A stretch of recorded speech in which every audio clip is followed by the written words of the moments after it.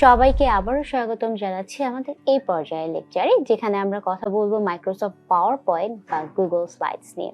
আমরা যখন data entry করি আমাদের কিন্তু মাইক্রোসফট পাওয়ার পয়েন্ট বা গুগল স্লাইডসটা খুবই কম লাগে। তারপর এটা শেখা এর জন্য যাতে আমরা আমাদের যে কাজগুলো আছে সেগুলো খুব সুন্দরভাবে মার্কেট প্লেসে রিপ্রেজেন্ট করতে পারি এবং আমাদের ফ্রিল্যান্সিং এর মার্কেট প্লেসের জার্নিটা আরো সুন্দর করে গড়ে তুলতে পারি। তো প্রথমেই আমরা মাইক্রোসফট পাওয়ার পয়েন্ট নিয়ে একটু বিস্তারিত জানবো। চলুন আপনাদেরকে স্ক্রিনে নিয়ে যাই। আমাদের স্ক্রিনে এখন পাওয়ার পয়েন্টটা আছে এবং পাওয়ার পয়েন্টে প্রথমেই আমরা ব্ল্যাঙ্ক প্রেজেন্টেশনে ক্লিক করব। তার আগে আমরা মাইক্রোসফট ওয়ার্ড বা এক্সেলে যতটা থিমসের কাজ দেখেছি তার মধ্যে কিন্তু পাওয়ার পয়েন্টেই বেশিরভাগ সময় মানুষ থিম ব্যবহার করে থাকে, কারণ অনেকেই আছে যারা পাওয়ার পয়েন্ট ব্যবহার করতে জানে না এবং পাওয়ার পয়েন্টে ডিজাইন করতে পারে না। এর জন্য আসলে তারা থিমের ব্যবহার করেই এই যে পাওয়ার পয়েন্টের যে প্রেজেন্টেশনের কাজগুলো আছে সেগুলো করে থাকে। তো প্রথমেই আমরা যেটা করব, পাওয়ার পয়েন্টের যে ব্ল্যাঙ্ক প্রেজেন্টেশন আছে সেটাতে ক্লিক করব। ক্লিক করার পরে আমাদের স্ক্রিনে কিন্তু পাওয়ার পয়েন্টটা চলে এসেছে। পাওয়ার পয়েন্টটা চলে আসার পরে পাওয়ার পয়েন্টের যে বেসিক টুলসগুলো এগুলো আমরা উপরে দেখতে পাচ্ছি এবং উপরে এখানে যে একটা স্ক্রিন দেখতে পাচ্ছি, এই যে স্ক্রিনটা এখানে আমরা একটা টেক্সট দেওয়ার একটা অপশন দেখছি এবং একটা সাবটাইটেল দেওয়ার অপশন দেখছি। আমাদের এই অপশনগুলো লাগবে না, তাই আমরা এই দুটোকেই ডিলিট করে দিলাম। ডিলিট করে দেওয়ার পরে আমরা এখানে প্রথম স্লাইডটা দেখছি। যখন আমাদের নতুন কোনো স্লাইড দিতে হবে, অর্থাৎ নতুন কোনো স্লাইড লাগবে, তখন আমরা এখান থেকে ক্লিক করে আমাদের যে ধরনের স্লাইড লাগবে সেই স্লাইডগুলো আমরা এখানে নিয়ে নিতে পারি। এখন বর্তমানে আমাদের কোনো স্লাইডই লাগবে না। তো প্রথম যে অপশনটা আমি আপনাদেরকে দেখাবো, যখনই আমরা স্লাইডটা আনি তখন আমাদের এই স্লাইডে কিন্তু কোনো ডিজাইন বসানো থাকে না। যখন আমাদের কোনো ডিজাইন বসানো থাকে না তখন আমরা চাইলেও প্রথমে টেক্সট দিয়ে দিতে পারি, কিন্তু প্রথমেই আমরা একদম ডিজাইন অপশনে যাব। ডিজাইন অপশনে গেলে এখানে আমরা অলরেডি আগে থেকেই অনেকগুলো ডিজাইন দেখতে পাবো যেগুলো আমরা ব্যবহার করতে পারি এবং কালার কম্বিনেশনও আমরা দেখতে পারবো এবং স্লাইডের যে সাইজটা সেটাও আমরা এখান থেকে মডিফাই করতে পারবো। ব্যাকগ্রাউন্ডে আমরা ডিফারেন্ট কাইন্ডস অফ কালার দিতে পারি। এখান থেকে আমরা সলিড ফিলে যেয়ে যদি কালারের অপশনগুলো দেখি তাহলে কিন্তু এখানে অনেকগুলো কালার আছে যেগুলো আমরা ব্যবহার করতে পারি। এই কালারটা আছে, এই কালারটা আছে, এই কালারগুলো আমরা ব্যবহার করতে পারি। আবার এখানে আমরা ফটোশপের মতো কিন্তু গ্রেডিয়েন্টও ব্যবহার করতে পারি। চাইলে আমরা এখানে পিকচার অ্যাড করতে পারি বা আমাদের কাছে যদি কোনো পিকচার থাকে সেই পিকচারটা আমরা এখান থেকে ইনসার্ট করে নিতে পারি এবং আমরা যদি কোনো প্যাটার্ন চাই, ধরুন এখানে আমাদের কালার অনুসারে যে প্যাটার্নগুলো আছে এই প্যাটার্নগুলো আমরা ব্যবহার করতে পারি। আপাতত আমরা কোনো কিছুই ব্যবহার করব না, আমরা প্রথমে সলিড ফিলটাতেই যাব যেটা এখানে দেওয়া ছিল এইটা, এবং আমরা চাইলে এটাকে একটু ডিপ কালার করে দিই, এখানে করে দিলাম। এরপরে আমরা অ্যাপ্লাই টু অল দিলে এরপরে যতগুলো আমরা ব্ল্যাঙ্ক স্লাইড নিব এখানে সবগুলোর কালারই কিন্তু এটা হয়ে যাবে, অর্থাৎ অটোমেটিক্যালি সবগুলাতে বসে যাবে। এখন আমরা এসে প্রথমে এখানে একটা টেক্সট বসাবো। টেক্সট বসানোর জন্য আমরা এখানে টেক্সট বক্সটা নিব। টেক্সট বক্সটা নিয়ে আমরা এখানে দেখুন টেক্সটের অপশনটা চলে আসছে। প্রথমেই আমরা লিখলাম যে ডাটা এন্ট্রি টিউটোরিয়াল। তো এই যে এই টেক্সটটা লিখলাম, এই টেক্সটের ফন্টটা পরিবর্তন করার জন্য আমরা এখানে অনেকগুলো অপশনস দেখতে পারি এবং প্রথমে আমরা এখানে এসে এই ফন্টটা সেমি বোল্ড ফন্টটা নিব। তারপর এখানে দেখেন আমাদের এখানে বোল্ড অপশন আছে, ইটালিক অপশন আছে, যে অপশনগুলো আমাদের আগে ছিল একই অপশন আছে এবং এখানে একটা খুব কাছাকাছি করে দিতে পারি, আবার একটু দূরেও নিয়ে যেতে পারি। এই যে দেখেন আমরা দূরে নিয়ে গেলাম, তাহলে এটা দেখতে এরকম লাগবে, কিন্তু আমরা এটাকে একদম নর্মাল পজিশনে নিয়ে যাই এবং নর্মাল পজিশনে নেওয়ার পরে এটা দেখেন আমরা যেখানে বসাচ্ছি আমাদেরকে কিন্তু একটা ইন্ডিকেটর দেখাচ্ছে যে অ্যালাইনমেন্টটা ঠিক রাখার জন্য। এখন আমরা অ্যালাইনমেন্টটা চাইলে এখান থেকেও ঠিক করতে পারি, মিডল অ্যালাইন করতে পারি, সাইড অ্যালাইন করতে পারি বা এই সাইডে অ্যালাইন করতে পারি।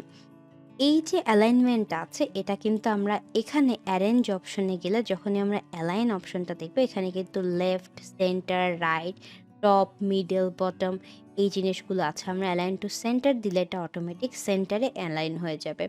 এরপরে আমাদের যদি টেক্সটের কালারটা পরিবর্তন করতে হয় আমরা এখানে কালারটা পরিবর্তন করতে পারবো এবং সাইজ বাড়ানোর জন্য আমরা ঠিক একইভাবে এখান থেকেও সাইজটা বাড়াতে পারি এবং আমরা এটার মাধ্যমে আসলে আমাদের যে ফরম্যাটিংটা আছে সেটা ডিলিটও করতে পারি। ধরুন এই লেখাটাকে আমরা একটু ছোট করে দিই, ছোট করে দিয়ে আমাদের যে ফন্ট সাইজটা আছে সেটাকে আমরা মিডিয়াম করে দিলাম। মিডিয়াম করে দিয়ে আমরা এখানে নিয়ে আসলে দেখুন এখানে কিন্তু অটোমেটিক একটা অ্যালাইনমেন্ট দেখাচ্ছে। আমাদের যে টেক্সটগুলো আছে সেগুলোকে আমরা চাইলে এখানে টপ, মিডল এখান থেকে সেট করতে পারি। আবার দেখেন যে লাইনগুলোর মধ্যে স্পেসিংগুলো এটাও কিন্তু এখানে দেওয়া যায়। আমরা যদি কখনো কোনো এখানে পিকচার অ্যাড করতে চাই, পিকচারগুলো আমরা এখান থেকে অ্যাড করতে পারবো। শেপ অ্যাড করতে চাইলেও আমরা এখান শেপ অ্যাড করতে পারবো। এরপরে আমাদের এখানে অনেকগুলো কুইক স্টাইল আছে যেগুলো আমরা ওয়ার্ডে দেখেছিলাম, কিন্তু এখানে কিন্তু বক্স করে দেওয়া আছে। তো এই বক্সগুলো অনুসারেও আমরা কিন্তু কুইক স্টাইলগুলো দেখুন এখানে কিন্তু অটোমেটিক একটা কুইক স্টাইল হয়ে গেছে।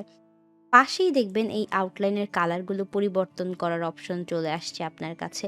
অর্থাৎ আপনি চাইলে এই শেইপের যে পাশে দেখেন এই শেইপের কালারগুলো পরিবর্তন করতে পারবেন আপনার প্রয়োজনীয়তা অনুসারে। ধরুন আমরা এটাকে ব্ল্যাক করে দিলাম এবং আউটলাইনটা না দিলাম, একদম কোনো আউটলাইন না দিলাম। তারপর এটাকে সিলেক্ট করে এখানে চাইলে আমরা এখান থেকে আ এই ধরনের আরও অনেকগুলো অপশন আছে। এই টাইপের অপশনগুলো সিলেক্ট করতে পারি। কিন্তু আমরা এই জিনিসগুলো কোনোটাই করব না আপাতত। আমরা এটাকে এখানেই রাখি। রাখার পরে এখানে রাখলাম। রাখার পরে আমরা এরপরে যদি আমরা পিকচার, শেপ, আইকন থেকে সবকিছু অ্যাড করতে চাই, আমরা একটা আইকন অ্যাড করি। এটা আমরা এখান থেকে করতে পারবো। এই আইকনটা নিলাম, এবার আমরা ইনসার্ট করলাম। ইনসার্ট করার ফলে দেখেন এখানে আইকনটা কিন্তু বসে গেছে এবং আইকনটার কালারটা আমি পরিবর্তন করে দিই। করে এখানে আমি একটা হোয়াইট কালারের আইকন দিলাম। আইকন দেওয়ার পরে এরপরে আমরা চাইলে কোনো কিছু এখানে ড্র করতে পারবো এবং ট্রানজিশনগুলো হচ্ছে স্লাইডের ট্রানজিশন, অর্থাৎ স্লাইডটা ওপেন করার সময় কী ধরনের ট্রানজিশন আসবে এটা। এবং পার্সোনালি যদি আপনি টেক্সটগুলোতে অ্যানিমেশন করতে চান তাহলে অ্যানিমেশন প্যানেলে এসে আপনার এখানে প্রত্যেকটাতে ক্লিক করে এখানে আপনি যেটাতে যে ইফেক্ট চান সেটাতে দিবেন এবং পাশাপাশি দেখেন এখানে 1, 2 কিন্তু আসছে, 1 এর পরে 2 অর্থাৎ একটার পরে একটা এখানে ইফেক্ট বসবে, যেমন এখানে। তো আমরা জাস্ট একটু প্লে করে দেখি। এই যে দেখেন এভাবে বসছে। কিন্তু এখন আমরা চাইলে এই যে টেক্সটের ইফেক্টগুলো আছে এগুলোকে কাস্টমাইজ করে দিতে পারবো। অর্থাৎ আমরা যদি চাই এখানে পাথ দিতে পারবো যেটার মাধ্যমে আসলে ধরুন আমি যদি চাই এটাকে নিয়ে এইখান থেকে সিলেক্ট করে এখানে দিলাম।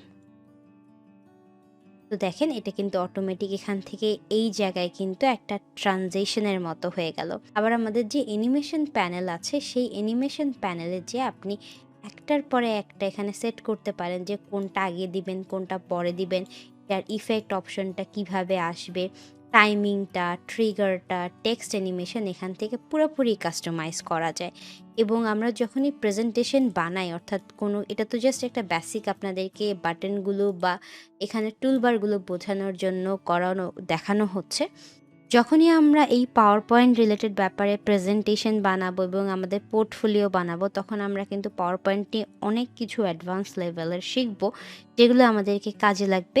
বাট আপাতত এটাই হচ্ছে একদম খুবই বেসিক কিছু ব্যাপার যেগুলো আমাদের প্রেজেন্টেশনের ক্ষেত্রে লাগবে এবং একইভাবে গুগল স্লাইডসেও কিন্তু আমরা কাজ করতে পারি।